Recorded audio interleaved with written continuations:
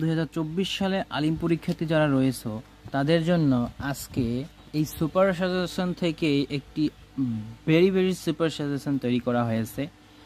যেই সাজেশনটা তোমরা যদি ফলো করে পড়াশোনা করো তাহলে লাস্ট পর্যায়ে যারা এসে হাহুতাশ করতেছো তাদের জন্য হলেও কিছুটা উপকারে আসবে। কিছুটা বলতে এই সাজেশনটা ফলো করলে যদি তুমি সেই রকমের পড়তে পারো, এমনকি তুমি এ প্লাসও পেতে পারো। হ্যাঁ, তাহলে তোমাদেরকে আমি দেখিয়ে দিব প্রত্যেকটা সূরার ভিতরে কিভাবে এই সাজেশনটা তৈরি করা হয়েছে। এই সাজেশনটা মাদ্রাসা এবং আল ফাতা পাবলিকেশন থেকে রূপান্তর করা হয়েছে এবং বড় বড় শিক্ষকদের আকারে এই সাজেশনটা তৈরি করা হয়েছে। দেখা যাক কিভাবে এই সাজেশনটা তারা মূল্যায়ন করে তৈরি করেছে।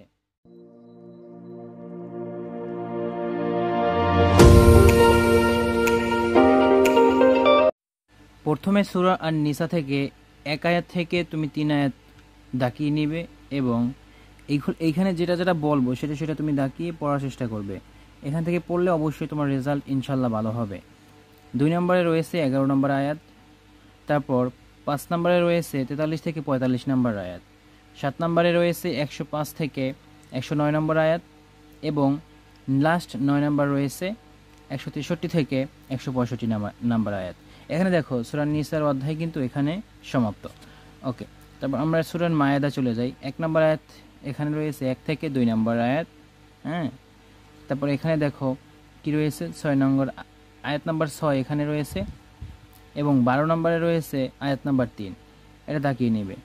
তারপর এখান থেকে রয়েছে 15 নম্বর 35 থেকে 39 নম্বর আয়াত এবং লাস্টে এসে 111 থেকে 114 নম্বর আয়াত।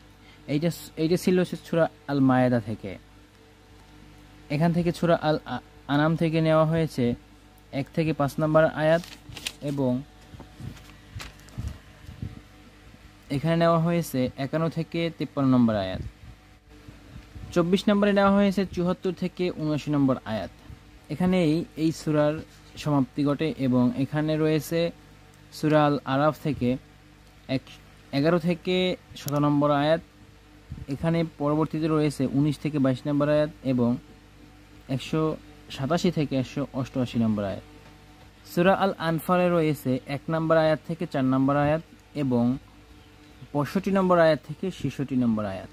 লাস্টে রয়েছে 67 নম্বর আয়াত থেকে 70 নম্বর আয়াত পর্যন্ত।